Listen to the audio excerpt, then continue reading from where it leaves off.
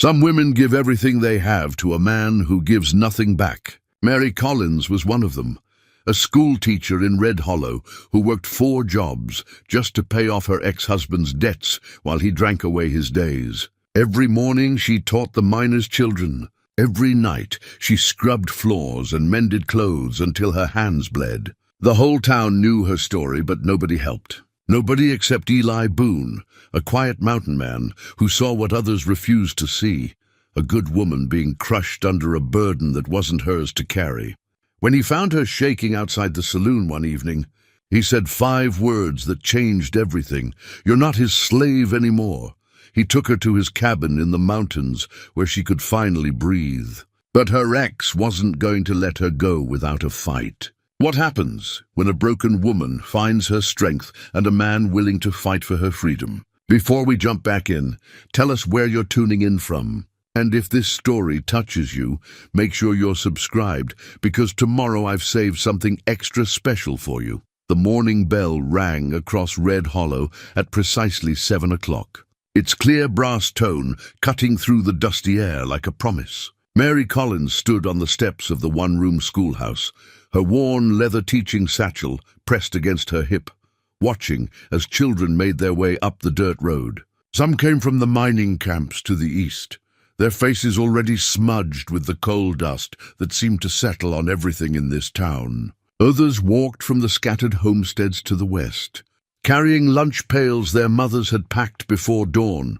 Mary smoothed her grey cotton dress, the nicest of the 3 she owned, and tucked a loose strand of dark hair back into the bun at the nape of her neck. She was 32 years old, though the exhaustion carved into the corners of her eyes made her look older. Her hands, red and rough from lye soap and endless labor, rested briefly on the schoolhouse door before she pushed it open. "Good morning, Miss Collins," came the chorus of small voices as the children filed past her. She managed a smile. It was genuine, that smile, because these children were the one pure thing in her life. Whatever else Red Hollow had taken from her, it hadn't stolen her love of teaching. The schoolhouse smelled of chalk dust and pine wood. Sunlight streamed through the 2 windows on the eastern wall, illuminating the rows of benches where her students settled. There were 19 of them this term, ranging from 6-year-old Timothy Marsh to 14-year-old Emma Brennan, who would likely leave school after this. Here to work in her father's store, Mary set her, satchel on the desk, a scarred oak piece that had seen better days, and withdrew the slates and chalk she'd carefully packed the night before. Nestled among them was her late mother's Bible, its leather cover soft with age and handling. She kept it with her always, a reminder of the woman who had taught her that education was the one thing no one could take away. "Today we'll continue with our arithmetic," Mary announced, moving to the chalkboard. "But first, I want to hear your reading assignments from yesterday." As young Emma stood to recite her passage, Mary's mind threatened to drift to the weight that pressed on her constantly. The debts, the endless work, the man whose name she still carried despite everything. She pulled herself back. These hours, from 7 until 3, belonged to her students. Everything else could wait. The morning passed in the familiar rhythm of lessons. Mary guided the youngest through their letters, while the older students worked on composition. She corrected arithmetic on slates, praised improvement, and gently redirected wandering attention. This was who she was before everything fell apart, a teacher with dreams of opening a real academy someday, with books and proper desks and maybe even a globe to show children the world beyond Red Hollow. That dream felt like it belonged to someone else now. When the lunch hour arrived, the children spilled outside to eat in the shade of the cottonwood trees. Mary sat at her desk, unwrapping the small portion of bread and cheese she'd set aside from yesterday's wages at the general store. As she ate, she opened her mother's Bible, not to any particular passage, but to see the familiar handwriting in the margins, her mother's notes and reflections. Written during her own difficult years as a widow, raising a daughter alone. "Strength doesn't come from having an easy path," one note read. "It comes from walking a hard one with your head up." Mary closed the Bible gently and looked out the window. In the distance, she could see the main street of Red Hollow, the general store where she would work from 3:30 until 6, the boarding house where she would serve dinner from 6:30 until 9, and beyond that, barely visible, the saloon where she would scrub floors from 9:30 until midnight. 4 jobs, 7 days a week, and still it was never enough. The afternoon lessons were history and geography. Mary had the older students help the younger ones trace maps, teaching them about territories and states, about places where the railroad had already reached, and towns that were growing into cities. She spoke of these places with a wistfulness she tried to hide, knowing most of these children would never leave Red Hollow, just as she now believed she never would. At 3 o'clock, she dismissed the class. Emma Brennan lingered as the others left, helping Mary straighten the benches and collect the slates. "Miss Collins," the girl said quietly, "my mother wanted me to ask, are you feeling all right? She says you look thin." Mary recognized the question for what it was, town gossip dressed up as concern. Mrs. Brennan was one of the women who watched Mary's struggles with a mixture of pity and judgment, as if poverty and hardship were moral failings rather than circumstances. "I'm fine, Emma, thank you for asking." Mary kept her voice warm. It wasn't the girl's fault her mother was a gossip. "You're doing excellent work with your reading, by the way. Your composition yesterday was thoughtful and well written." Emma beamed at the praise, momentarily distracted from her errand. "Really, I tried to make it like you said, to show instead of just tell. You succeeded. Keep writing, Emma. You have a gift." After Emma left, Mary locked the schoolhouse and walked the quarter-mile into town proper. Red Hollow was laid out in a simple grid, one main street with businesses on either side, and residential streets branching off like ribs from a spine. It wasn't much to look at, but it served the mining operations that brought most folks here. The general store sat at the center of town, a 2-story building with living quarters above and commerce below. Mr. Patterson, the owner, was a fair man, fair enough to give Mary work, despite knowing it would invite Thomas Collins through his door, looking for handouts. "Afternoon. Mary?" Mr. Patterson greeted her as she entered through the back. He was a stout man in his 50s, with grey mutton chops and kind eyes. "Mrs. Henderson needs help with the inventory and back. After that, there's a shipment of dry goods to unpack." Mary nodded and tied on her work apron. For the next 2.5 hours, she counted stock, arranged shelves, and helped customers. It was honest work, and she was grateful for it. Even if her feet ached and her back protested after a full day of teaching, at 6 o'clock, she hung up her apron and walked 3 blocks to the boarding house. Mrs. Crane ran a respectable establishment, clean rooms, decent food, and strict rules about behavior. Mary served dinner to the residents, mostly miners and traveling salesmen, carrying plates of beef stew and fresh bread, refilling coffee cups, and clearing dishes with practiced efficiency. "You work too hard." "Miss Mary," old Mr. Jessup said as she refilled his cup. He was a retired miner who lived on the 2nd floor, a widower with gnarled hands and a gentle manner. "Honest work never hurt anyone," Mary replied with a small smile. "Honest work, no. But there's working, and then there's killing yourself trying to pay for another man's sins." Mary's smile faded. She appreciated Mr. Jessup's concern, but she couldn't afford to think about it too deeply. If she stopped moving, stopped working, the weight of it all would crush her. By 9 o'clock, the dinner service was complete. Mary helped Mrs. Crane with the washing up, then walked back toward the center of town. The sun had set, and oil lamps cast pools of yellow light along the street. Men's voices drifted from the saloon, laughter, arguing, the clink of glasses. The Silver Star Saloon was the last place Mary wanted to be, but it was also her final job of the day. She entered through the back door, greeting the bartender, Jack Morley, with a tired nod.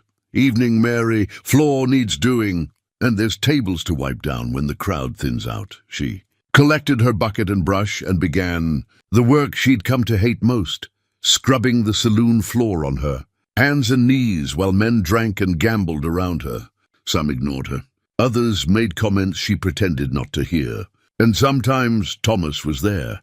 Tonight, he sat at a corner table with a bottle in front of him, cards in his hand. Thomas Collins had been handsome once, with sandy hair and an easy smile that had made Mary's young heart flutter. That was 8 years ago, before they'd married. Before she'd discovered his fondness for whiskey exceeded his fondness for work. Before he'd gambled away their savings and borrowed money from everyone in town against promises he'd never keep. He looked up as she worked her way across the floor. His eyes bleary and unfocused. "There's my Mary," he slurred. "Working hard as always. That's my girl." She didn't respond. She'd learned years ago that engaging with him when he was drunk only made things worse. "Hey now, don't ignore your husband. Come here and give us a kiss. We're not married anymore, Thomas. Haven't been for 2 years. Still paying my debts, though, aren't you? That makes you mine in all the ways that matter." Shame burned in Mary's chest, but she kept scrubbing. The other men at the table looked uncomfortable but said nothing. That was Red Hollow's way. Everyone saw, everyone knew, but no one intervened. "You should have more respect for your wife, Collins," a new voice said from the doorway. Mary looked up. A man stood in the entrance, tall and broad-shouldered, dressed in buckskin and wearing a wide-brimmed hat that shadowed his face. She'd seen him around town occasionally over the past few weeks, always at the edges, watching but never participating in town life. Thomas squinted at the stranger. "And who the hell are you?" "Someone who knows the difference between a man and a coward." The stranger's voice was low and even, but there was steel underneath. The saloon had gone quiet. Even Jack Morley had stopped wiping glasses to watch. Thomas stood up, swaying slightly. "You calling me a coward?" "I'm calling you worse than that. But this lady has work to do, and you're in her way." For a moment, Mary thought Thomas might actually start a fight. But something in the stranger's calm stance made him think better of it. He sat back down, muttering into his whiskey. The stranger touched the brim of his hat in Mary's direction and left as quietly as he'd come. Mary's hands trembled as she wrung out her rag. She didn't know whether to feel grateful or mortified. The last thing she needed was more attention, more gossip about her situation. She finished her work in silence and collected her small wages from Jack. Stepping out into the cool night air, she took a deep breath. The stars were out, sharp and clear in the mountain sky. Somewhere up in those peaks, wolves were probably hunting, and eagles nested in the tall pines. There was a whole world beyond this town, beyond these debts, beyond Thomas Collins. But Mary couldn't see how she'd ever reach it. She walked the dark streets back to the tiny room she rented behind the seamstress shop, the only place she could afford. Tomorrow she would wake at 5, teach all day, and work 3 more jobs into the night. The day after that would be the same. And the day after that, as she lay down on her narrow bed, still fully dressed because she was too exhausted to change, Mary whispered a prayer her mother had taught her. "Grant me the strength to endure what I cannot change, and the courage to change what I must." She didn't yet know that the stranger in buckskin would be the answer to that prayer, or that her life was about to change in ways she couldn't imagine. Outside her window, at the edge of town, where the buildings gave way to wilderness, Eli Boone stood in the shadows and watched over Red Hollow. He'd seen enough. The woman needed help, whether she knew it yet or not, and tomorrow everything would begin to shift. The next evening arrived like all the others before it, a slow fade from daylight to dusk, the mountain shadows creeping down into the valley where Red Hollow sat waiting for nightfall. Mary had taught her lessons, worked at the general store, served dinner at the boarding house, and now found herself once again at the Silver Star Saloon with a bucket and brush in hand. Her shoulders ached. Her hands were raw. The constant exhaustion had settled so deep into her bones that she couldn't remember what it felt like to be truly rested. But she moved through the motions anyway, scrubbing the worn floorboards while the evening crowd gathered, miners fresh from their shifts, gamblers looking for easy marks, and drifters passing through on their way to somewhere better. Thomas was there earlier than usual, already 3 drinks in by the time Mary arrived. She could tell by the flush in his cheeks and the loose way he held himself. He sat at his usual table near the back, playing cards with men who had long ago stopped extending him credit. Mary kept her distance, working her way methodically across the floor from the opposite side of the room. If she was lucky, he'd be too absorbed in his game to notice her. If she was lucky, she could finish her work and slip out before he demanded money she didn't have or made a scene that would shame them both. But luck had abandoned Mary Collins years ago. "Mary!" Thomas's voice cut across the noise of the saloon. "Mary, get over here!" She kept scrubbing, pretending not to hear. "Don't you ignore me, woman!" His chair scraped against the floor as he stood.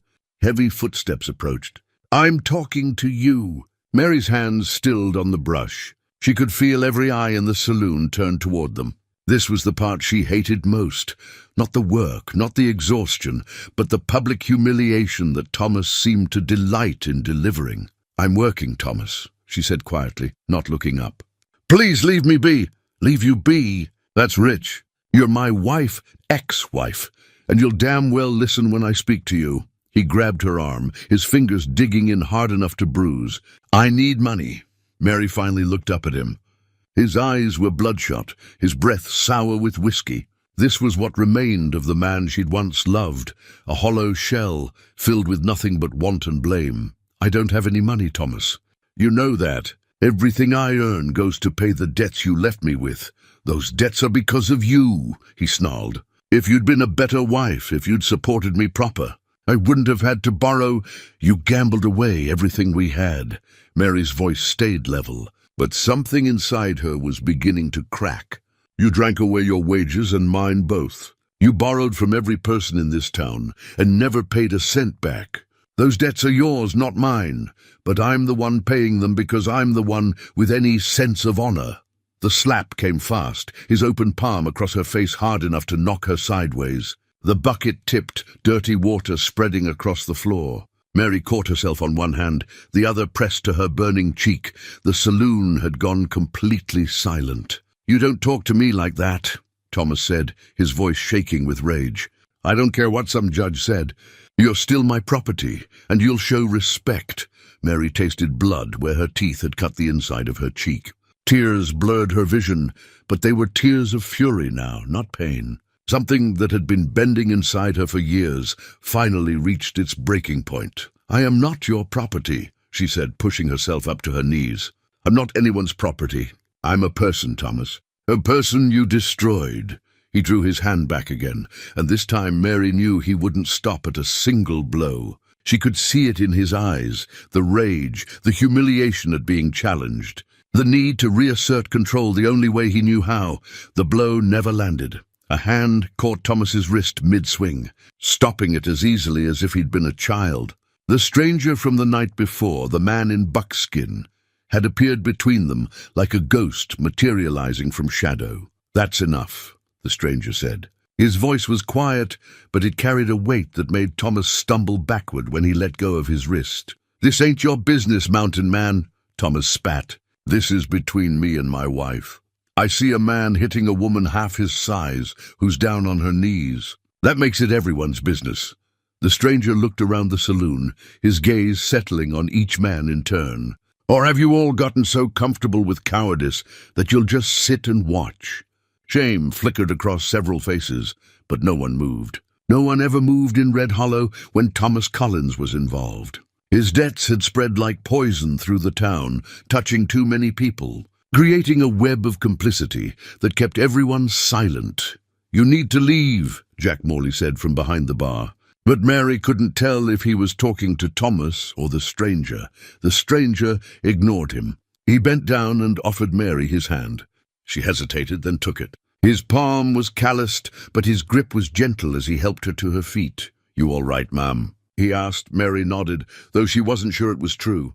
Her cheek throbbed, her pride was shattered, and she could feel the weight of the whole town's attention on her. "Now see here," Thomas started. "No, you see here." The stranger turned back to Thomas, and though he didn't raise his voice, something in his tone made Thomas take another step back. "You're going to leave this woman alone. You're not going to touch her, you're not going to demand money from her, and you're not going to speak to her unless she speaks to you first. Is that clear?" "Like hell I will. She's got obligations. Her only obligation is to herself, and right now she's coming with me." The stranger's hand rested on Mary's shoulder, protective, not possessive. and for the first time in years, she felt safe. "You can't just take her," Thomas protested, but his voice had lost its edge. That's kidnapping or something." "Sheriff!" "Sheriff's office is right across the street," the stranger said. "You're welcome to file a complaint. But if you do, I'll be filing one too, about what I just witnessed. Every man in this room saw you strike her, so you think real careful about what you want to do next." Thomas looked around the saloon for support, but found none. These men might not intervene to help Mary, but they also wouldn't lie for Thomas, not when it might put them at odds with the dangerous-looking stranger who just backed him down. "This ain't over," Thomas muttered. But he was already retreating toward his table. The stranger guided Mary toward the door. She went, moving as if in a dream. Behind them, the normal noise of the saloon slowly resumed. Conversations, the clink of glasses, the shuffle of cards, as if nothing had happened. Outside, the cool night air hit Mary's face, and the sting of it brought tears she'd been holding back. She pulled away from the stranger and wrapped her arms around herself, shaking. "I'm sorry," she said. "I'm so sorry you had to see that. I'm so sorry you've got nothing to apologize for." The stranger kept his distance, giving her space. "None of that was your fault. Everyone saw. Everyone always sees, and now they'll talk, and let them talk. Talk never hurt anyone." He paused. "My name's Eli Boone. I've got a cabin up in the foothills, about 3 hours' ride from here. It's quiet, safe. If you need somewhere to go, somewhere to rest and think things through, you're welcome there." Mary stared at him. "I don't even know you." "That's true. But you know Thomas Collins, and look where that got you." The blunt honesty of it struck her. She did know Thomas, knew him better than anyone, and he'd nearly destroyed her. "I can't just leave," Mary said. "I have responsibilities. The school, my jobs, the debts. You're not his slave anymore." The words hung in the air between them. Mary felt them settle into her chest, heavy and undeniable. She'd been thinking of herself as obligated, bound by honor and duty. But what Eli had just named it, slavery, that was closer to the truth. "The school will find another teacher," Eli continued. "Your jobs will fill your position. The debts," he shook his head. "Those aren't really your debts, are they? Not in any way that matters. The law says a lot of things. But there's law, and then there's justice, and sometimes they don't align." Eli glanced back at the saloon. "You stay here. What just happened will happen again. Maybe worse next time. Is that the life you want?" Mary thought of her mother's Bible, still tucked in her teaching satchel back at her room. She thought of the notes in the margins, the strength her mother had found to raise a daughter alone. She thought of her students, especially young Emma, and what lesson she was teaching them by accepting this abuse. And she thought of tomorrow, another day exactly like today, and the day after that, and the one after that, stretching endlessly forward until Thomas finally killed her, or she simply worked herself into an early grave. "I'm afraid," she whispered. "That's all right." Bravery isn't not being afraid. It's being afraid and doing what needs to be done anyway. Mary looked up at Eli Boone, really looked at him for the first time. He had a weathered face, probably 40 or so, with lines around his eyes that spoke of hard years, but also of laughter. His dark hair was touched with grey at the temples. He stood like a man comfortable in his own skin, neither aggressive nor passive, just steady. "Why are you helping me?" she asked. "You don't know me. You don't owe me anything, because someone should have helped you a long time ago and nobody did." That's reason enough. Inside the saloon, glass shattered. Whether Thomas was making good on his threats or just drunk and clumsy, Mary didn't know. But the sound made her decision for her. "I need to get my things," she said. "And I need to leave a note for the school board so they can find a replacement teacher." "I'll wait," Eli said. "Take your time." Mary walked quickly through the dark streets to her room behind the seamstress shop. Her hands shook as she gathered her few possessions: 3 dresses, her mother's Bible, the teaching supplies she'd bought with her own money, and the small wooden box that contained the only photograph she had of her parents. Everything fit into one worn carpet bag. She wrote 2 notes by candlelight. The first was to Mr. Patterson at the general store. thanking him for the work and apologizing for leaving without notice. The second was to the school board, recommending Emma Brennan as someone who might help with the younger students until they found a proper teacher. She didn't write to Thomas. He didn't deserve her words. When she met Eli back on the street, he had 2 horses waiting, a large roan gelding and a smaller mare with gentle eyes. "You know how to ride?" he asked. It's been a while, but yes. He helped her into the saddle, secured her bag behind it, and mounted his own horse. Mary took one last look at Red Hollow, at the dark windows of the schoolhouse, at the lights of the saloon, where Thomas was probably drinking away what little money he'd conned from someone, at the distant shapes of the mountains that had always seemed like prison walls. "Ready?" Eli asked. "No," she thought. But she said, "Yes." They rode out of town under a sky full of stars, heading up into the foothills where the air smelled of pine and possibility. Behind them, Red Hollow grew smaller and smaller until it was just a collection of dim lights in the darkness.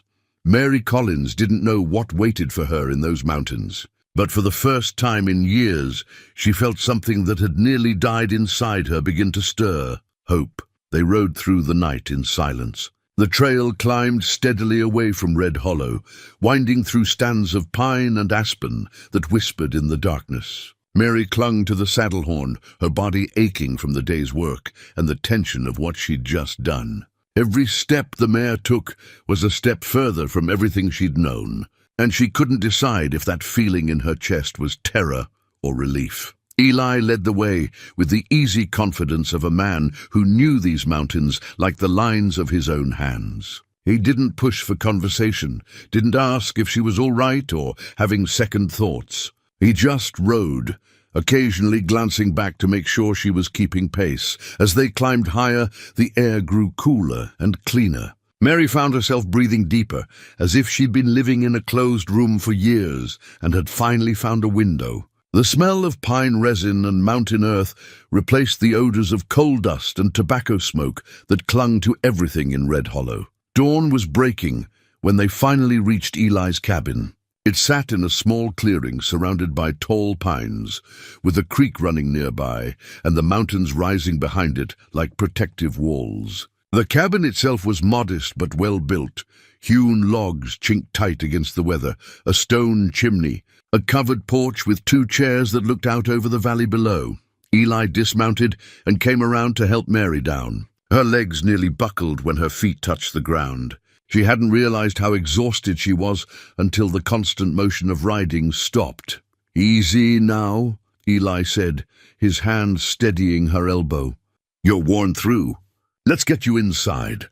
The cabin's interior was simple and clean. One large room with a stone fireplace, a table and 2 chairs, shelves lined with supplies, and a rope bed in the corner covered with wool blankets. Another door led to what looked like a small lean-to addition. "That's my room," Eli said, nodding toward the back. "You'll take the main room. I'll get a fire going and make some coffee." "I don't want to put you out of your bed," Mary protested. "You're not. I built that addition last year, precisely so I'd have somewhere to sleep when the main room was occupied. Had a friend pass through who needed a place to stay for a while." He moved to the fireplace and began arranging kindling. "Besides, the bed out here is closer to the fire. You'll be warmer." Mary stood uncertainly in the middle of the room, still clutching her carpet bag. She felt like an intruder, like she should be doing something useful to earn her keep. The habit of constant work was too ingrained to simply stop. "Can I help with something?" she asked. Eli glanced up from the fire he was coaxing to life. "You can sit down before you fall down. When's the last time you had a full night's sleep?" Mary tried to remember. "I don't know. Years, maybe." "Well, you're going to have one today. After you eat, you're going to that bed and you're going to rest. That's all I need from you right now." The kindness in his words brought unexpected tears to her eyes. She blinked them back, embarrassed. "I'm not usually so weepy." "You're not weepy. You're exhausted and overwhelmed, and that's to be expected." The fire caught, flames licking at the larger pieces of wood, he added. "You've been carrying more weight than anyone should have to carry. Takes time for the body to understand it can set that weight down." He moved to the shelves and began gathering supplies: coffee, a tin of beans, some cornbread wrapped in cloth. Mary watched his movements, noting the economy and purpose in everything he did. There was no wasted motion, no fumbling. He knew exactly where everything was and how to use it. "You live up here alone?" she asked. "Mostly. Sometimes I go into town for supplies or take work as a guide for hunting parties. But yes, most of the time it's just me." He filled a kettle from a bucket of water and hung it over the fire. "It suits me. Doesn't it get lonely?" "Sometimes. But I've found that being alone is different from being lonely. And I've known enough people to understand that you can be surrounded by others and still feel like you're the only person in the world." He looked at her. "I imagine you know something about that." Mary nodded. She'd been surrounded by people in Red Hollow, students, customers, fellow workers, but she'd felt profoundly alone, trapped in a situation no one else could truly understand or help her escape. The coffee boiled, and Eli poured 2 cups, handing one to Mary. She wrapped her hands around it, grateful for the warmth. When was the last time someone had made her coffee? When was the last time someone had served her instead of the other way around? "Tell me about yourself," Eli said, settling into the chair across from her. "Before Thomas Collins." "Who were you?" The question caught her off guard.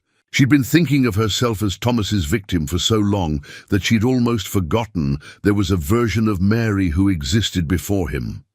"I was a teacher," she said slowly. "My mother was a teacher too. She raised me by herself after my father died when I was 6. We didn't have much, but we had books, and she taught me that education was the path to a better life." She sounds like a wise woman. She was. She died when I was 22. I'd just gotten my teaching position in Red Hollow. She was so proud. Mary's voice caught. "I wish she could have. I wish she'd been there to warn me about Thomas. She would have seen through him. Maybe, or maybe you had to learn that lesson for yourself." Eli took a sip of his coffee. "We all make mistakes when we're young. The trick is surviving them and getting wiser." "I thought I loved him," Mary admitted. "He was charming and handsome, and he made me feel like I was special. By the time I realized what he really was, we were already married, and the debts were piling up. I kept thinking if I just worked harder, if I just did more, I could fix it." "Fix him? You can't fix a man who doesn't want to be fixed. And you shouldn't have to spend your life trying." The beans and cornbread were ready. Eli served them both, and Mary realized she was ravenous. She couldn't remember her last full meal. Usually she ate whatever scraps were left from the boarding house, or a bit of bread she could afford from her store wages. They ate in comfortable silence. When Mary finished, the exhaustion hit her like a physical blow. Her eyes were closing even as she tried to fight it. "Go on," Eli said gently. "Get some sleep. Everything else can wait." Mary made her way to the bed, not even bothering to remove her dress. She lay down on top of the blankets, and the softness of the mattress, real straw and not just a thin pallet on the floor, felt like the greatest luxury she'd ever known. As she drifted off, she heard Eli moving quietly around the cabin, putting things away, banking the fire. The sounds were soothing, domestic in a way that spoke of care rather than servitude. For the first time in years, Mary Collins fell asleep without fear. She woke in late afternoon, disoriented by the unfamiliar surroundings and the fact that she'd slept through most of the day. Sunlight streamed through the cabin's small windows, and she could hear the creek babbling outside. For a moment, she couldn't remember where she was or how she'd gotten there. Then it all came back. Thomas's violence, Eli's intervention, the ride through the mountains. She sat up slowly, her body stiff but feeling more rested than it had in recent memory. Eli was sitting on the porch, visible through the open door. He had something in his hands that he was carving, wood shavings falling at his feet. Mary stood and walked to the doorway, watching him work.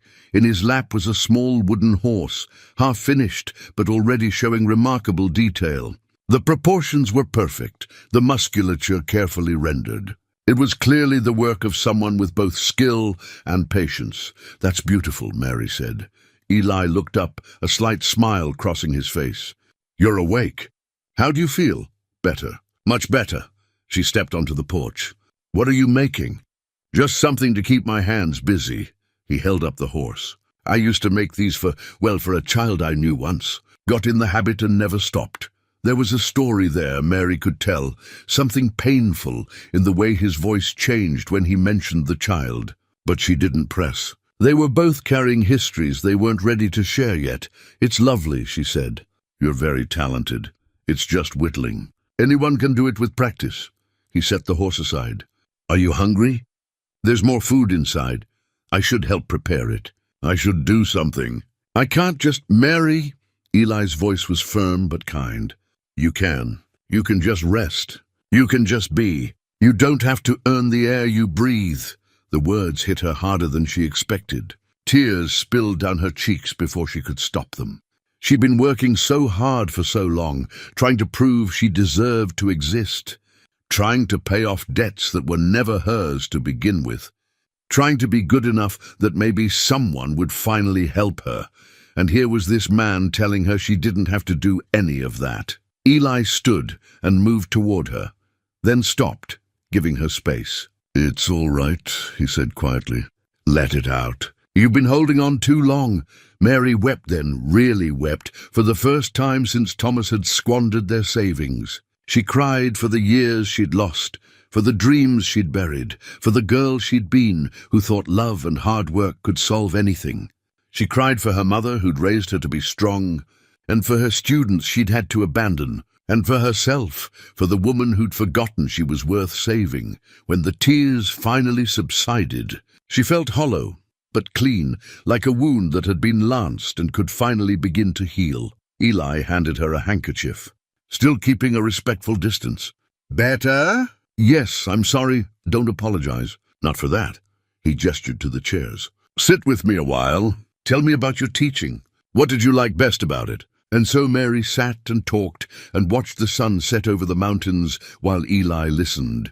She told him about her students, about Emma's gift for writing and little Timothy's struggles with arithmetic. She told him about the satisfaction of seeing a child's face light up when they finally understood a difficult concept. She talked about her dream of opening a real academy someday, with proper books and supplies, where children could learn not just basic skills, but literature and science and history, where they could dream of futures beyond the mines and the hard-scrabble life of Red Hollow.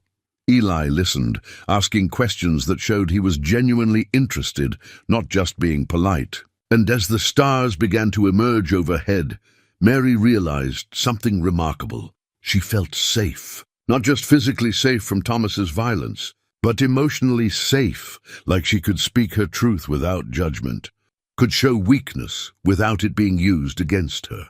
It had been so long since she'd felt that way that she'd forgotten it was possible. "Thank you," she said quietly, as the first stars appeared. "For bringing me here, for listening, for everything. You don't need to thank me," Eli replied. "But you're welcome all the same." They sat in companionable silence as the night deepened around them, and Mary began to believe that maybe, just maybe, there was a life beyond survival waiting for her after all. The evening air had grown cool, and Mary sat inside the cabin with her mother's Bible open on her lap. She'd read through it countless times over the years, finding comfort in the familiar passages. But tonight she was focused on the margins, her mother's handwritten notes that she'd never fully appreciated until now. The hardest battles are the ones we fight against our own doubts. One note read beside a passage from Joshua. "Remember that courage isn't the absence of fear, but the decision to act despite it." Another note written beside Proverbs said, "I taught Mary today about honest work. I pray she never learns what I learned, that some people will use your virtue against you. But if she does, I pray she's strong enough to recognize it and walk away." Mary's throat tightened. Her mother had known. She'd lived through something similar, had tried to warn Mary without burdening her with the full story. The Bible had been her way of leaving guidance for battles she wouldn't be alive to help fight. "Your mother sounds like she was remarkable," Eli said from the doorway. He'd been outside checking the horses, making sure they'd be ready for the journey back to Red Hollow. "She was." I just wish I'd understood her better when she was alive. Mary ran her fingers over the faded ink. She left me messages, Eli, all through this Bible, instructions for how to be strong when life tries to break you. Eli came to sit beside her, close enough that their shoulders touched. May I? Mary handed him the Bible, and he read through several of the notes, his expression thoughtful. She was preparing you, teaching you how to survive what she'd survived. My father died when I was young. I always thought it was an accident, but now I wonder if there was more to it. Maybe he was like Thomas. Maybe my mother had to be strong the way I'm learning to be now. Family patterns, Eli said quietly. We repeat what we know until we learn to break the cycle. He handed the Bible back to her. You're breaking it, Mary. That takes more strength than most people have. They sat together in comfortable silence until Mary spoke again. Tell me about your plan. For when we go back, Eli leaned forward, elbows on his knees. We need 3 things. First, your payment records. You have those. Second, the original loan documents from everyone Thomas borrowed from. Those will prove you've overpaid. Third, we need Judge Harrison to make it legal. He's due back through Red Hollow in 3 weeks. That's too long. Pete said Dawson's gang is already in town. They are, but they're not going to do anything too public yet. They want this to look legitimate, a debt collection, not a kidnapping. That gives us a small window. Eli stood and walked to his weapon rack, running his hand along the rifle barrel. We go in quietly, stay with people who'll help us. Sheriff Dutton, maybe the Pattersons at the store. We gather evidence, file it with the sheriff so there's a legal record, and we wait for the judge. And if Dawson doesn't wait, then we deal with that when it comes. Eli turned to face her. I won't lie to you, Mary, this could get dangerous. These aren't men who respect the law. But the alternative is you spending your whole life running, always looking over your shoulder. That's no way to live. Mary stood and crossed to where he stood. I'm not afraid of danger anymore. I'm afraid of going back to being that woman who let herself be used. If I have to fight, I'll fight. You've taught me how. Eli reached out and tucked a strand of hair behind her ear, his touch gentle. You're not the same woman. That woman is gone. She had to die so this one could be born. The moment stretched between them, charged with unspoken feeling. Mary found herself leaning closer, drawn by something she'd almost forgotten she could feel. Desire that wasn't mixed with obligation or fear, but simple human connection. Eli must have felt it too, because he closed the distance between them. His lips meeting hers in a kiss that was careful and questioning at first, then deeper as Mary responded. She wrapped her arms around his neck, feeling the solid warmth of him, the strength that he'd used to protect rather than control her. When they finally pulled apart, both were breathing hard. Eli rested his forehead against hers. I need to tell you something, he said. Before we go any further, you need to know I'm not good at this. At closeness, at letting people in. I've spent years building walls, and I don't know if I can tear them all down. I don't need you to tear them down, Mary said. I just need you to be honest with me. I've had enough of lies and manipulation to last a lifetime. If you can give me honesty, even when it's hard, that's enough. I can do that. Eli kissed her forehead. But I need the same from you. If this gets too complicated, if your feelings change when we're not up here away from everything, you tell me. No martyring yourself for my sake, Mary smiled. Deal. They spent the evening planning in detail. Mary would need to speak with specific townspeople. Mr. Patterson, Mrs. Brennan's husband who ran the bank, old Mr. Jessup who'd lent Thomas money early on. Eli would stay close, but not so close as to make it look like he was controlling her. They'd stay at the boarding house where Mrs. Crane could provide some protection through respectability. What about Thomas? Mary asked. He'll come looking for me the moment we arrive. Let him come. But not alone. We'll make sure there are witnesses whenever you have to interact with him. He's most dangerous when he has you isolated.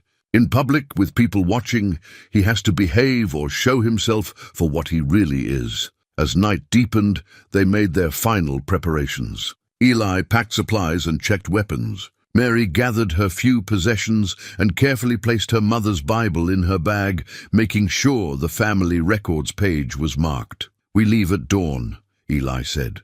Get some rest. Tomorrow changes everything, but Mary couldn't sleep.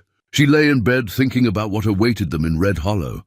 Thomas's rage, Dawson's threat, the town's judgment. But she also thought about the woman she'd become in these mountains. She thought about Eli's kiss, about the possibility of a future that wasn't defined by debt and exhaustion. Around midnight, she got up and walked onto the porch. Eli was there, sitting in his usual chair, keeping watch. "Couldn't sleep either?"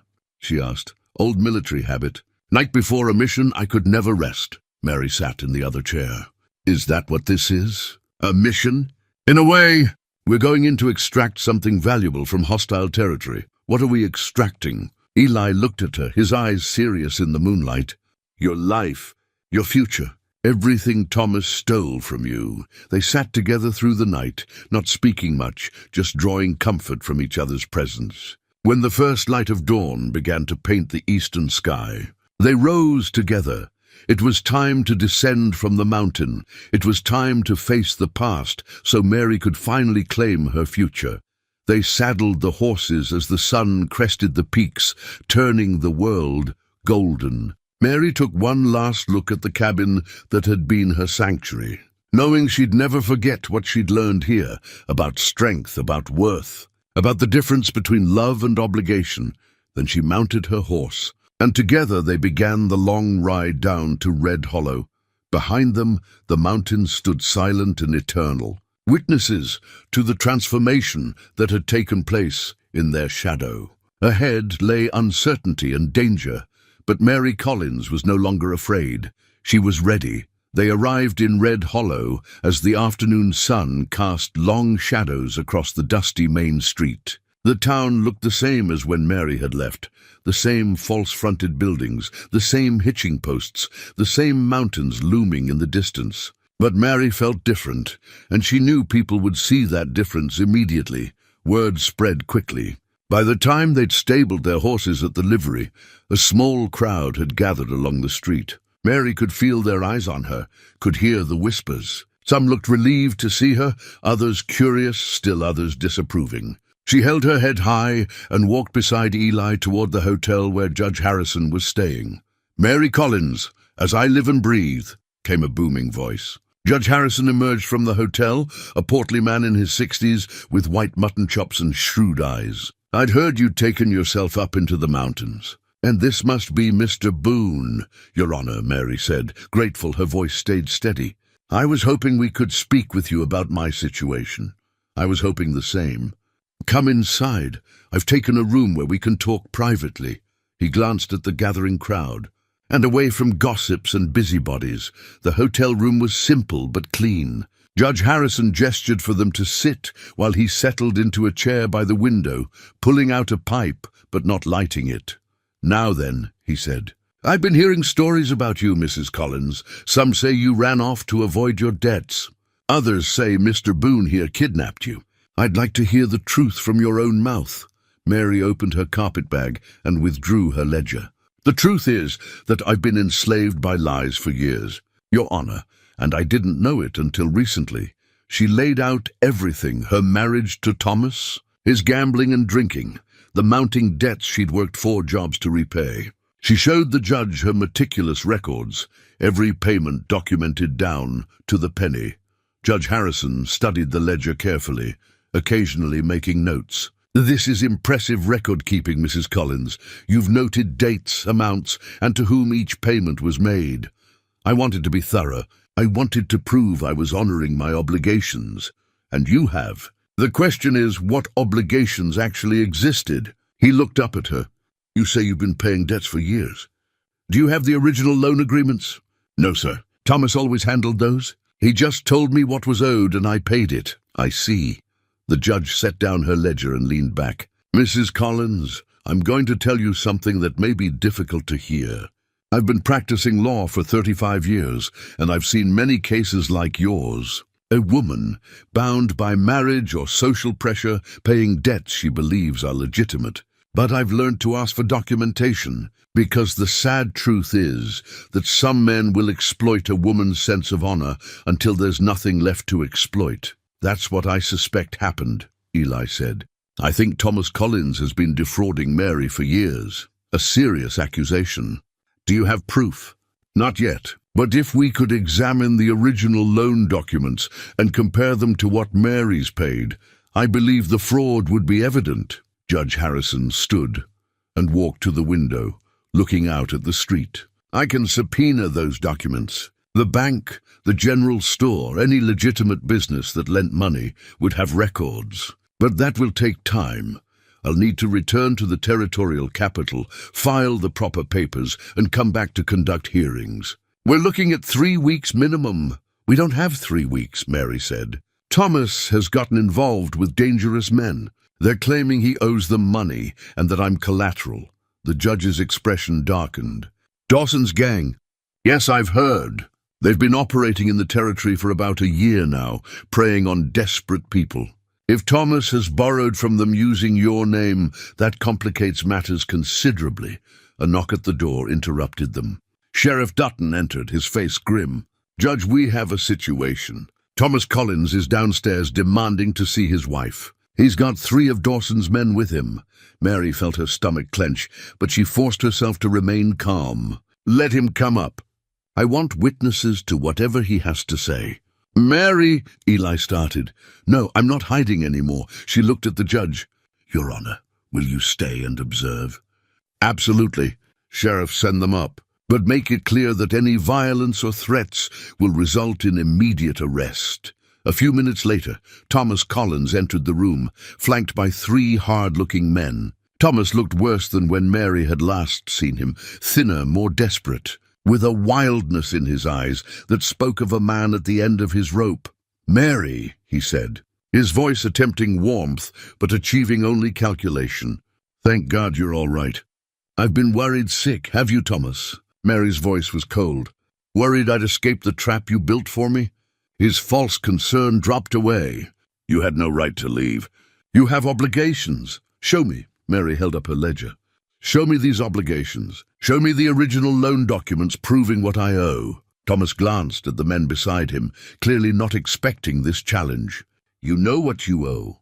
I've told you, told me, but never showed me documentation. Never let me see the actual agreements.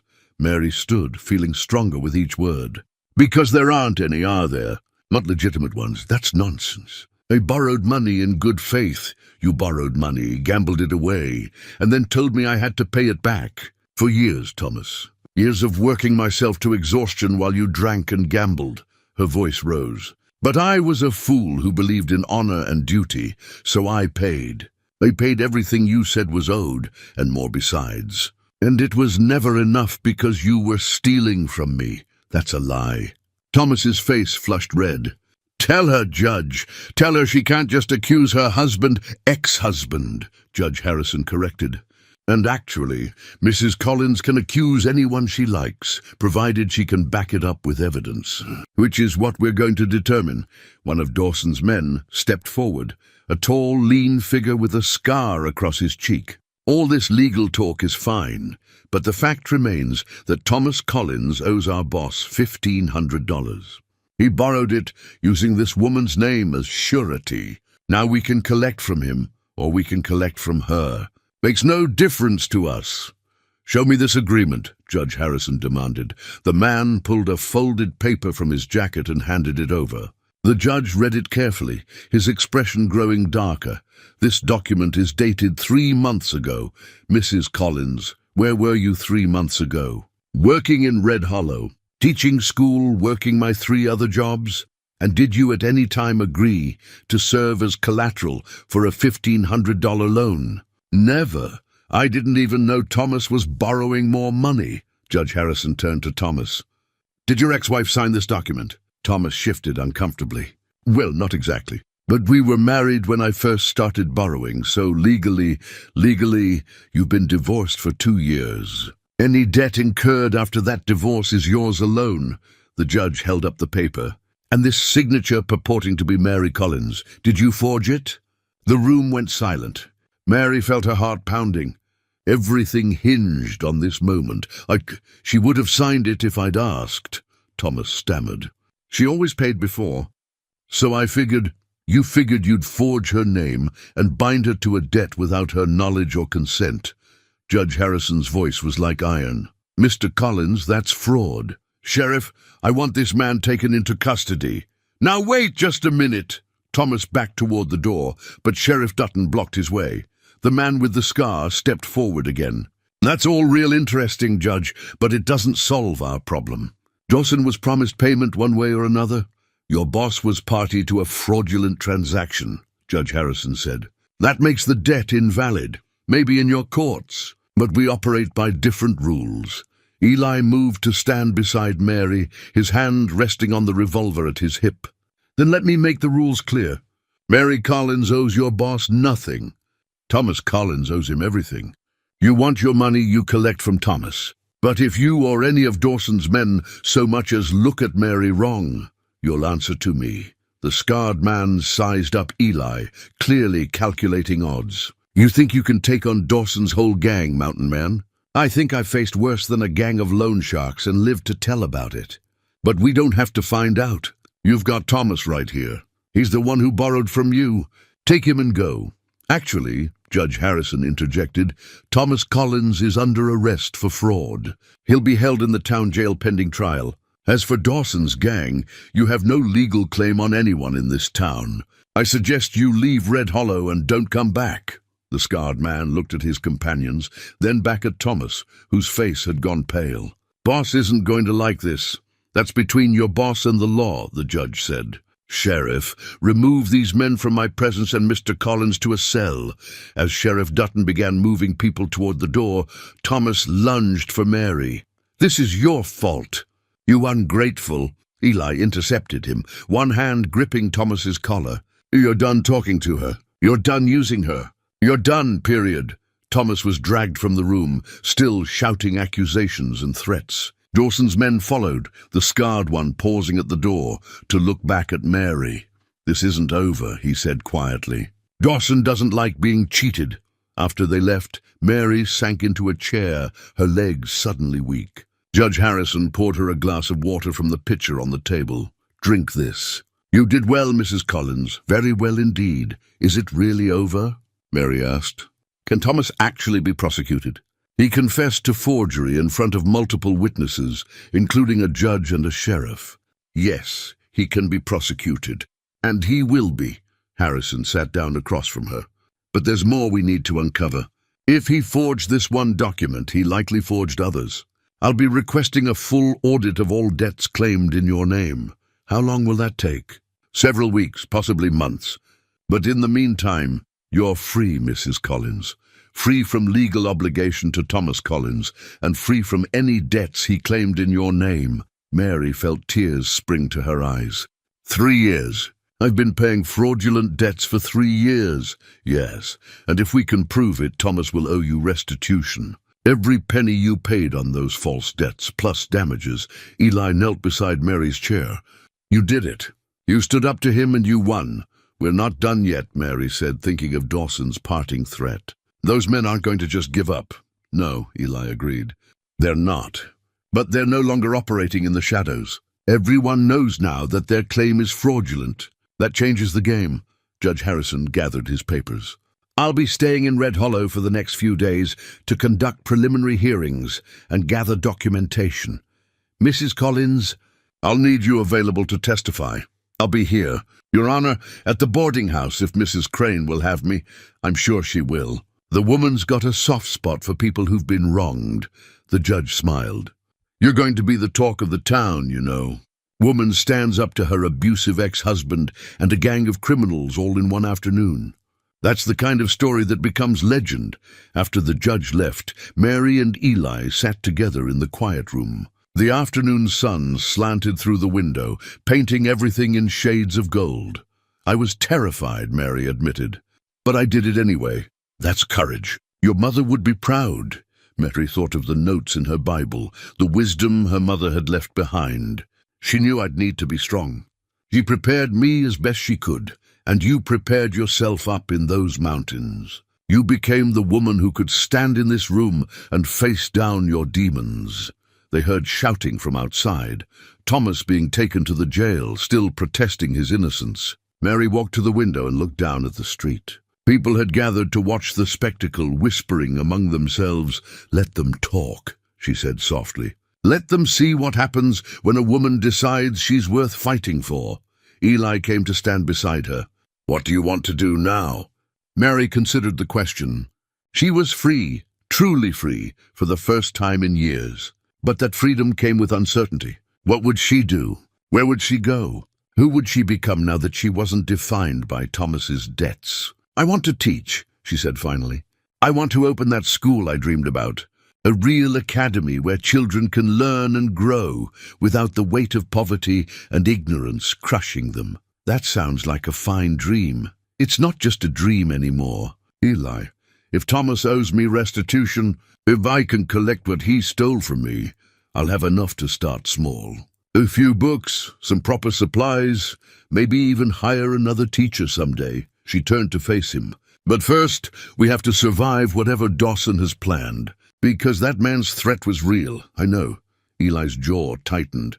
"We'll be ready." As the sun set over Red Hollow, Mary Collins stood at the window of the hotel room and watched the town settle into evening. She'd walked back into this place as a different woman than the one who'd left, and she'd held her ground against the man who'd tried to destroy her. But the fight wasn't over. Thomas was in jail, but Dawson's gang was still out there, and men like that didn't give up easily. The real confrontation was still to come, and Mary intended to be ready for it. The next morning, Judge Harrison convened a public hearing in the town hall. Word had spread through Red Hollow like wildfire, and by 9 o'clock every seat was filled and people lined the walls. Mary sat at the front with Eli beside her, feeling the weight of every eye in the room. The judge banged his gavel, calling for order. "This hearing is convened to examine the debts claimed against Mary Collins and to determine the validity of loans made by Thomas Collins in her name. Mr. Patterson, you're first." The storekeeper came forward, carrying a ledger of his own. "Your Honor, Thomas Collins borrowed $85 from me 6 years ago for household supplies. The loan was to be repaid within a year, and was it repaid?" "Yes, sir." Mary Collins paid it back in full, plus interest, over the course of 18 months. "I have records of every payment." He glanced at Mary with something like shame in his eyes. She was always good for her word. "When was the final payment made?" 4 years ago, Your Honor. The debt was satisfied in full, yet Mrs. Collins continued working at your store for another 4 years. Did you know she believed she was still paying off debt?" Mr. Patterson's face reddened. "Thomas told her there were other debts, other obligations. I never corrected her because, well, she was good help and I needed the assistance." A murmur ran through the crowd. Mary felt anger rise in her chest, but also a strange kind of vindication. The truth was finally being spoken aloud. One by one, other creditors came forward. The banker, Mr. Brennan, confirmed that a loan of $200 had been repaid 3.5 years ago. Mrs. Crane testified that room and board owed for 2 months had been satisfied years back, though Mary had continued to work at the boarding house. Old Mr. Jessup spoke of a $50 loan paid in full long ago, each testimony built on the last, creating a picture that was both damning and heartbreaking. Mary had been debt-free for years, but Thomas had kept her working, kept her believing she owed more, and pocketed the difference. "Let the record show," Judge Harrison said, his voice grave, "that Mary Collins has overpaid her legitimate debts by a sum of no less than $3,200 over the past 3 years. Thomas Collins has been engaged in systematic fraud and theft from his ex-wife." The crowd erupted in angry whispers. Mary saw some people look at her with pity, others with admiration, and a few with the guilt of those who had known and said nothing. Furthermore, the judge continued, "The loan agreement presented by Dawson's gang bears a forged signature. Mrs. Collins never consented to serve as collateral for that debt. Therefore, that debt is invalid and unenforceable. Your Honor, if I may." A voice came from the back of the room. Mary turned to see the scarred man from Dawson's gang, standing in the doorway, flanked by 4 others. Her hand instinctively moved toward the revolver hidden beneath her shawl. "You may approach," the judge said. Though his tone suggested he'd rather not allow it, the scarred man walked down the center aisle. "My name's Garrett Cole, and I work for Mr. Dawson. Now, I understand you've ruled that Thomas Collins defrauded this woman. That's between you and him. But the fact remains that our boss lent $1,500 in good faith. Good faith based on a forged document," Judge Harrison countered. "Maybe so. But Dawson's out $1,500 either way. He expects compensation. Then he can file a civil suit against Thomas Collins and get in line with the other creditors. But he has no claim whatsoever against Mrs. Collins." Garrett smiled, but there was no warmth in it. "See, that's where we have a problem. Dawson doesn't much care about courts and legal processes. He operates on a simpler principle. Debts get paid one way or another." Sheriff Dutton stood up from his seat. "Mr. Cole, you're dangerously close to making threats in front of a judge. I'd suggest you choose your next words carefully." "No threat, Sheriff. Just facts. Dawson's camped about 5 miles outside town with a dozen men. He sent me here to deliver a message. He wants his money by sundown tomorrow, or he's coming to collect from whoever he can." The room erupted in fearful chatter. Judge Harrison banged his gavel repeatedly. "Order! I will have order!" When the noise died down, he fixed Garrett with a stern look. "You tell your boss that if he or any of his men set foot in Red Hollow with violent intent, they'll be met with the full force of the law. This is a civilized territory, and we don't bow to extortion." "Civilized," Garrett laughed. "That's a pretty word, Judge. But out here, civilization's just a thin coat of paint over the same old savagery. Sundown tomorrow.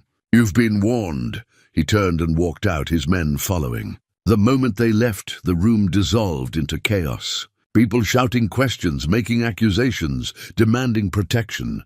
Some called for organizing a militia. Others suggested just giving Dawson what he wanted to avoid bloodshed. Mary stood, and gradually the room quieted. All eyes turned to her.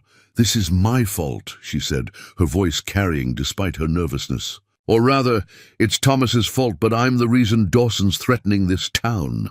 I won't let innocent people suffer for my sake. What are you suggesting?" Judge Harrison asked. "I'll leave. Tonight. If I'm gone, Dawson has no leverage, no reason to attack Red Hollow." "Absolutely not," Eli said, standing beside her. "Running won't solve anything.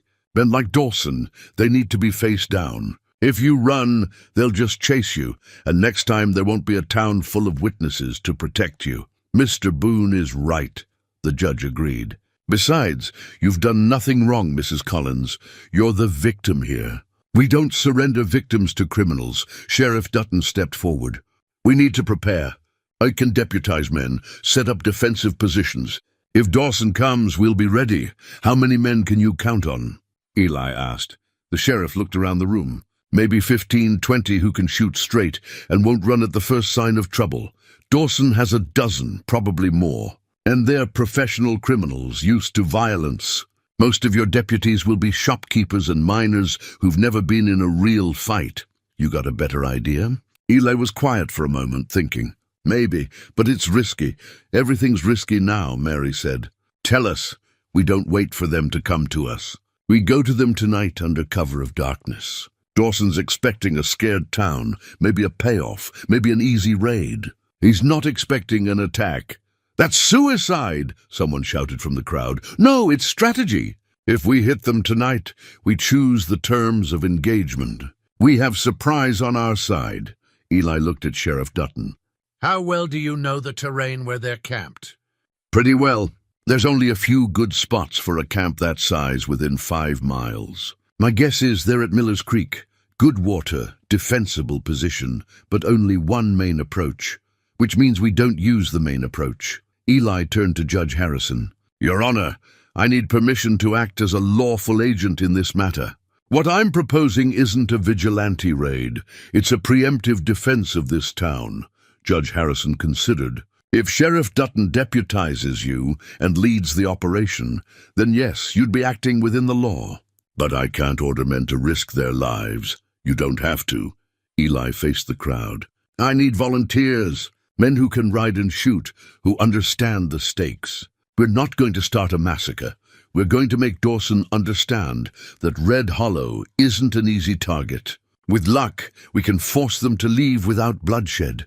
Several men stood immediately, younger men mostly, looking for adventure or eager to prove themselves. Others rose more slowly, motivated by duty or shame at having ignored Mary's suffering for so long. In the end, 18 men volunteered.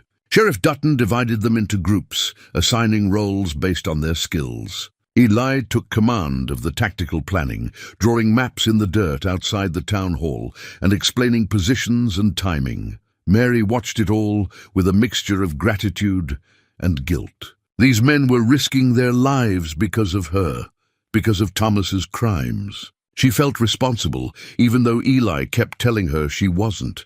As the sun began to set, Eli pulled her aside. They walked to the edge of town, where they could speak privately. "I need you to stay here tonight," he said. "Stay with Mrs. Crane at the boarding house. Lock the door and don't open it for anyone but me or Sheriff Dutton. I should be with you. This is my fight." "No, it's not. It stopped being your fight the moment it became about more than just you. Now it's about whether this town stands up to bullies or bows down to them." He took her hands in his. "I need to know you're safe, Mary. I can't focus on what needs to be done if I'm worried about you. What if something happens to you? Then you take the money from the restitution, you open that school, and you teach those children that courage matters, that standing up for what's right is worth the cost." He pulled her close. "But I'm planning on coming back. I've survived worse odds than this." Mary wrapped her arms around him, holding tight. "You'd better come back, Eli Boone. I just found you. I'm not ready to lose you. You won't." He kissed her forehead, then her lips. "This time tomorrow, it'll all be over, and we can start thinking about the future." As darkness fell, the men gathered at the edge of town. They were armed with rifles, revolvers, and determination, though Mary could see fear in more than a few faces. These weren't soldiers, they were ordinary men doing something extraordinary because it needed to be done. Eli mounted his horse and looked back at Mary one last time. In that moment, she saw not just the mountain man who'd saved her, but the cavalry officer he'd once been. A leader of men, comfortable with command and the weight of responsibility. "Be safe," she called. "Always am," he replied with a slight smile. Then they rode out into the darkness, 18 men led by a sheriff and a mountain man, heading toward a confrontation that would determine Red Hollow's future. Mary returned to the boarding house as promised. Mrs. Crane met her at the door, her face worried but resolved. "Come inside, dear. I've made up a room for you, and there's hot tea in the kitchen. I can't eat. I can't do anything but wait. Then we'll wait together." Mrs. Crane took Mary's arm and led her inside. "But we'll wait with tea because sitting idle in the dark helps nobody." Other women from town began arriving. Emma Brennan with her mother, the seamstress from next door, even some of the miners' wives. They gathered in Mrs. Crane's parlor, bringing food and candles, transforming the space into a makeshift vigil. "We should have done more," Mrs. Brennan said quietly. "All of us. We watched you suffer and did nothing. You're doing something now," Mary replied. "That counts." Young Emma sat beside Mary, taking her hand. "Will Mr. Boone be all right?" "Will they all be all right?" "I don't know," Mary admitted. "But they're brave men doing what they believe is right. That has to mean something." The hours crawled past. Women talked in low voices, sharing stories of their own struggles, their own encounters with men like Thomas. Mary realized she wasn't alone. Many of these women had faced similar trials, had made similar sacrifices. The difference was that she'd finally said no, finally stood up, and in doing so, had given others permission to speak their truths. Around midnight, Mary pulled out her mother's Bible. She opened to the page with the family records and read her mother's notes by candlelight. The other women gathered around, listening as Mary shared the wisdom her mother had left behind. "She sounds like a remarkable woman," Mrs. Brennan said. "I wish I'd known her." "You're knowing her through her daughter," Mrs. Crane observed. "Mary has her mother's strength." "We're all seeing that now." As the first light of dawn began to gray the eastern sky, they heard horses approaching. Mary's heart leaped into her throat. She rushed to the window, the other women crowding behind her. Through the dim light, she could see riders coming down the main street. She counted frantically, 14, 15, 16, 17. Missing one. Who was missing? Then she saw Eli at the front, riding tall in his saddle, and relief flooded through her. Sheriff Dutton rode beside him, looking exhausted but triumphant. The other men followed, some wounded but all alive. Mary ran outside, not caring about propriety or appearances. She met Eli as he dismounted, throwing her arms around him despite the blood on his shirt and the dirt on his face. "You're alive," she breathed. "Told you I would be." He held her close. "It's over, Mary. Dawson's men are gone. They won't be coming back. What happened? I'll tell you everything. But first, I need to sleep for about a week." The town erupted in celebration as word spread. The men who'd ridden out were heroes now. Their bravery, the talk of Red Hollow. But Mary only had eyes for Eli, for the man who'd ridden into danger for her sake and emerged victorious. As the sun rose over the mountains, painting the sky in shades of gold and pink, Mary Collins stood in the middle of Red Hollow, surrounded by people who finally saw her as she truly was. Not a victim, not a debtor, but a woman of courage and strength. The battle was won. The war was over. Now, finally, her life could begin. 3 days after the confrontation at Miller's Creek, a rider came into town bearing unexpected news. Dawson's gang had been spotted heading south, but Thomas Collins wasn't with them. Sheriff Dutton brought the news to Mary at the boarding house, where she'd been helping Mrs. Crane with the midday meal preparation. The work felt different now, chosen rather than obligated, helpful rather than servile. "Thomas escaped," Dutton said, his expression troubled. "Happened 2 days ago, about 30 miles south of here. Dawson's men were making camp for the night, and Thomas managed to slip away in the darkness." Mary felt her stomach tighten. "So he's free?" "For now. But here's the thing. He's not heading away from Red Hollow. Reports say he's circling back this direction. Could just be panic, a man running without thinking. Or he's coming back here," Mary finished. "Coming back for me." Eli, who had been sitting at the table cleaning his rifle, stood up. "Has anyone seen him in town?" "Not yet, but I've got men watching the roads. If he shows up, we'll know." Dutton shifted his weight, uncomfortable. "There's something else." One of Dawson's men told the rider that Thomas was raving before he escaped, saying it was all Mary's fault, that she'd destroyed him, that she owed him for ruining his life. "He's twisted everything around in his mind," Mary said quietly. "Made himself the victim instead of the perpetrator." "Men like Thomas always do," Eli said. "The question is, what will he do now? He's desperate, broke, hunted by Dawson's gang, and he's got nothing left to lose." "That makes him dangerous," Dutton agreed. "I want you both to stay alert. Don't go anywhere alone, Mrs. Collins. And Mr. Boone, keep that rifle close." After the sheriff left, Mary found she couldn't settle. She paced the boarding house parlor, her mind racing. She'd thought it was over, thought Thomas was gone and she was free. But he was like a shadow that wouldn't fade, always returning to darken her life. "I should leave," she said finally. "Go somewhere else. Start over where Thomas can't find me." "Running won't solve this," Eli replied. "You run now, you'll be running forever. Besides, Red Hollow is your home. You've earned the right to stay here, but if he comes back, if people get hurt because of me, then we deal with it. Together." Eli crossed to her and took her shoulders gently. "Mary, listen to me. Thomas Collins is a broken man lashing out because he's finally facing the consequences of his choices. He's not the powerful figure he was in your mind for all those years. He's just a weak, angry man who's running out of options. That doesn't make him less dangerous. No, but it means we can prepare. We know he's coming, and this time we're ready." That evening, as the sun began to set, Mary found herself drawn to the schoolhouse. She'd been avoiding it since her return, not sure how she'd feel seeing the place where she'd spent so many hours teaching while exhausted and exploited. But now she walked through the door and found it transformed. Someone, perhaps several someones, had cleaned it thoroughly. Fresh flowers sat on her old desk.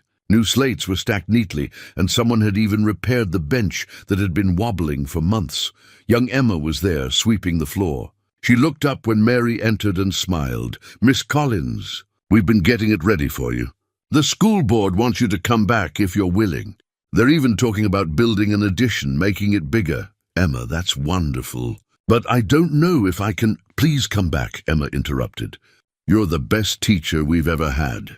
And now that you're free, now that you can teach without working 3 other jobs, think how much better it could be. Mary walked slowly through the room, running her hand over the familiar desks. This was where she'd found purpose during her darkest years. The children had been her anchor, the one pure thing in a life drowning in obligation. I'd like that, she said softly.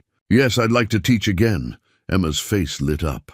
Oh, Miss Collins, that's wonderful. Everyone will be so happy. And with the money from the restitution, you could start that academy you always talked about. A real school with books and supplies, and— She stopped mid-sentence, her eyes focusing on something behind Mary. Mary turned to see a figure silhouetted in the doorway against the setting sun.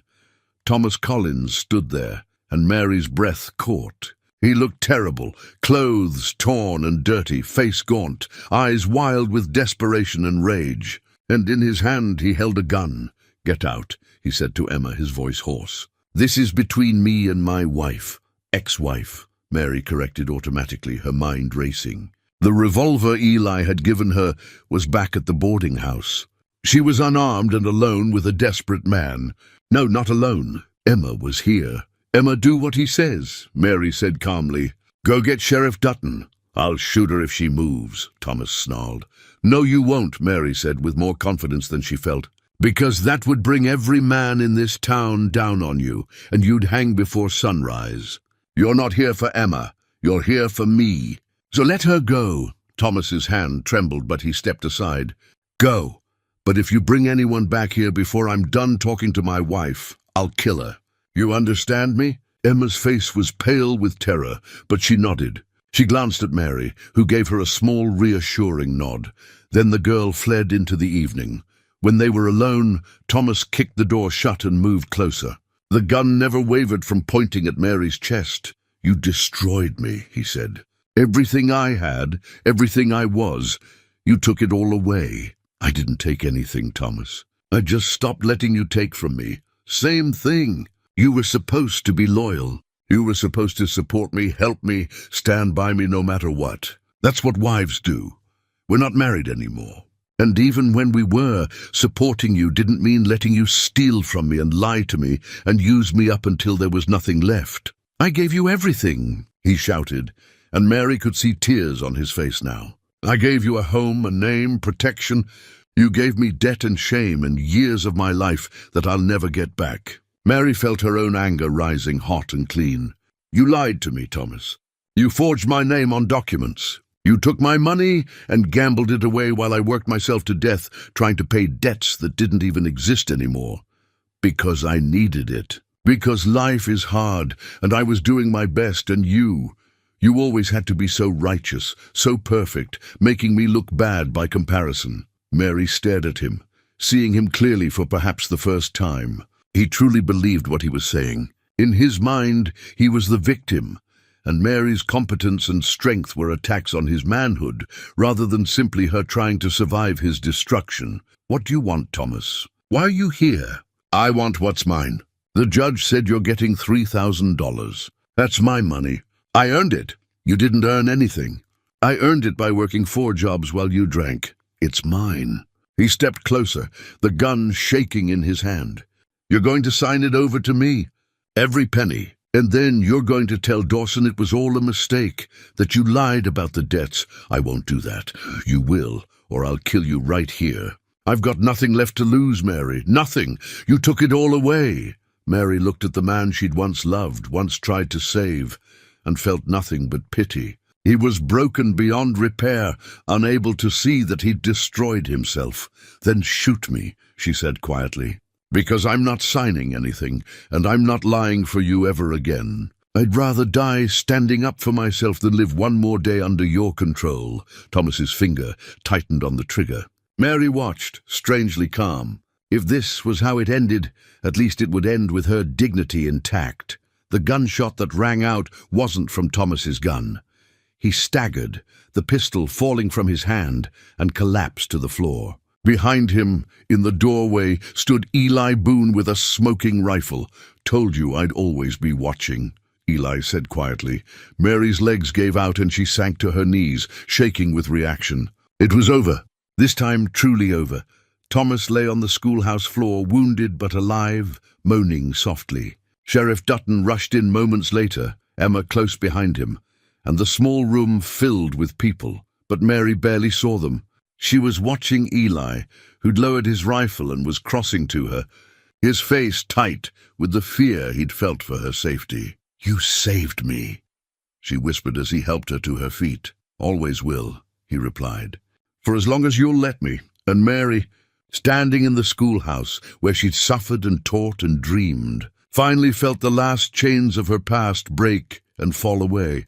She was free. 3 months had passed since that evening in the schoolhouse. Autumn had painted the mountains in shades of gold and crimson, and the air carried the crisp promise of winter approaching. Red Hollow had settled into a new rhythm, one where Mary Collins was no longer the tragic figure working herself to death, but a respected member of the community with a future bright as the changing leaves. The schoolhouse had been transformed. With the restitution money from Judge Harrison, Mary had purchased books, proper desks, writing supplies, and even a globe that sat proudly on a new shelf. The children's faces lit up when they spun it, discovering continents and oceans they'd only heard about in stories. But the real transformation wasn't in the building. It was in Mary herself. She taught with a lightness she'd never known before, her passion for education no longer weighed down by exhaustion and obligation. She arrived each morning with genuine joy, and she left each afternoon with energy to spare for planning lessons and dreaming about the future. Emma Brennan had become her assistant teacher, helping the younger students while Mary worked with the older ones. The girl had a gift for teaching, just as Mary had suspected, and watching her blossom filled Mary with a pride that felt almost maternal. "Miss Collins," Emma said one afternoon as they cleaned the chalkboards together, "I've been thinking about what you said, about education being the path to a better life. I'd like to become a real teacher someday, maybe even go to normal school in the territorial capital." "You'd be wonderful at it," Mary assured her. "And I'll help you however I can. We need good teachers, Emma. People who understand that education is about more than just facts.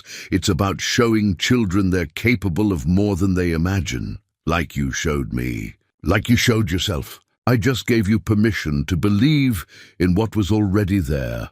As the sun set and the students departed, Mary locked the schoolhouse door, the same door where Thomas had confronted her 3 months ago. The town doctor had patched him up, and he'd been transported to the territorial prison to await trial for assault and fraud. Mary had been told he'd likely spend 5 years behind bars, possibly more. She felt no satisfaction in his imprisonment, but no guilt either. Thomas had made his choices, and now he lived with them. She'd made her choices too, to stand up, to refuse victimhood, to build something better from the ruins of what he'd destroyed. Eli was waiting for her outside, as he often did these days. He'd built a small house at the edge of town, a compromise between his mountain solitude and the community he'd slowly rejoined. Most days he worked as a guide or tracker, but his evenings were increasingly spent with Mary. "How was school?" he asked, falling into step beside her. "Wonderful. Emma's really coming into her own as a teacher." Mary tucked her hand into the crook of his arm, a gesture that had become natural over the past months. "What about you? I heard you were meeting with the territorial surveyor."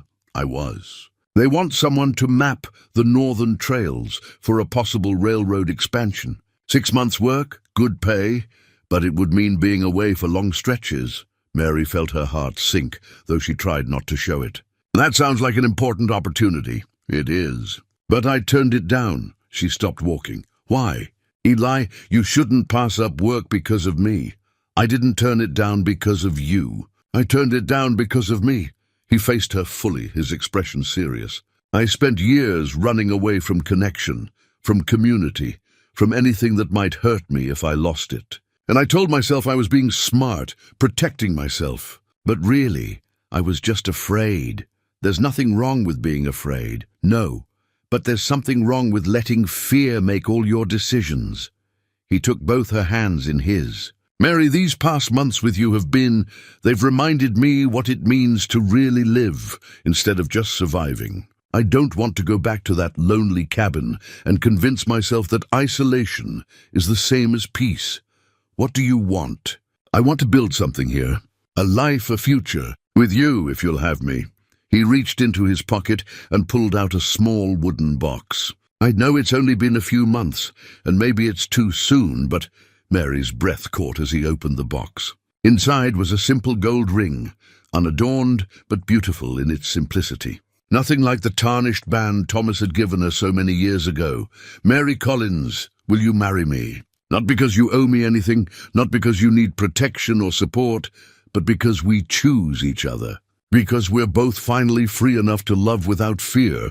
Tears streamed down Mary's face, but they were tears of joy. Yes, 1,000 times yes. Eli slipped the ring onto her finger, and it fit perfectly. Then he pulled her close and kissed her, and Mary felt the last remaining walls around her heart crumble away. This was what love was supposed to feel like. Chosen, mutual, free. When they finally pulled apart, the sun had set completely, leaving them standing in the gentle twilight.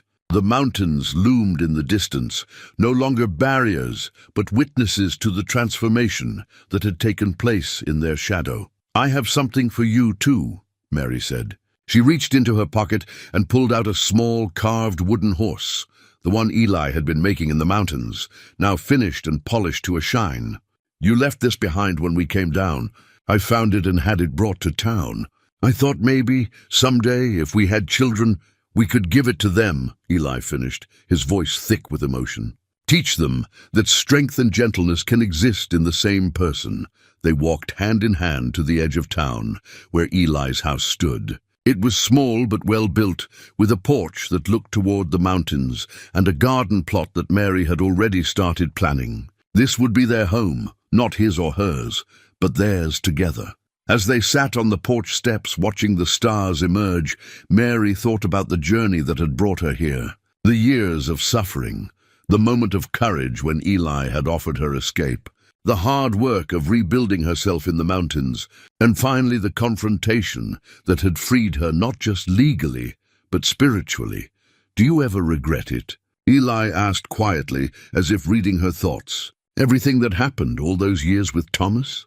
Mary considered the question carefully. I regret the suffering. I regret the time I lost, but I don't regret who I became because of it. The woman I am now, the one who stood up to Thomas, who's building this school, who's sitting here with you, she was forged in that fire. I don't know if I'd have this strength if I hadn't needed it so desperately. Your mother would be proud of you. I think she would. Mary pulled her mother's Bible from her bag. She still carried it everywhere. I found another note from her yesterday, one I'd never noticed before. It was tucked in the back, written separately from all the others. She opened to the page and read aloud by the light spilling from the house. My dearest Mary, if you're reading this, it means you've survived whatever trial brought you to seek wisdom in these pages. Remember that survival isn't enough. After you've endured, after you've stood strong, you must also learn to thrive. You must remember how to laugh, how to love, how to dream without fear. Don't let your scars define you. Let them remind you that you're stronger than you knew. Eli wrapped his arm around her shoulders. Wise woman, your mother? Yes, she was. Mary closed the Bible and looked out at the town spreading below them. The schoolhouse sat dark now, but tomorrow it would fill with children eager to learn. The general store, the boarding house, the sheriff's office, all the places where she'd worked and suffered were still there, but they held no power over her anymore. In the distance, she could see the new sign someone had made for the schoolhouse. It read, Collins Academy in fresh paint, the name she'd chosen to honor both her mother's maiden name and her own journey. She'd kept the Collins name, not because of Thomas, but because she'd earned it through her own labor and sacrifice. It was hers now, transformed from a mark of shame into a badge of survival. What are you thinking? Eli asked. that this is just the beginning. We're going to build something wonderful here, a real school that can help children from all over the territory, and maybe someday a family of our own to teach and love and watch grow. Sounds like a good life. It sounds like a free life, Mary corrected. And that's worth more than any dream I had before. They sat together as the night deepened. Two people who'd both known loneliness and pain, who'd both learned that survival wasn't the same as living, and who'd found in each other the courage to truly thrive. Above them, the stars wheeled in their ancient patterns, indifferent to human suffering and triumph alike. But here on this porch in this small mountain town, two hearts beat in rhythm, scarred but strong, guarded but opening, ready to face whatever tomorrow brought. Some stories end where they begin, but the people who live them are forever changed. Mary Collins had walked into Red Hollow as a girl who believed in love and honor. She'd been broken by a man who twisted those virtues into chains. But she'd emerged from that crucible as a woman who understood that true strength wasn't about enduring suffering. It was about knowing when to say no, when to walk away, and when to stand and fight for the life you deserved. And now, with Eli beside her and a future bright with possibility ahead, Mary Collins was finally truly free. The mountains stood silent in the darkness, keeping their eternal watch over Red Hollow and all the lives unfolding in their shadow. But they'd remember this story, this woman who refused to be broken, this love that grew from mutual respect rather than need. They'd remember, and they'd bear witness to all the tomorrows yet to come.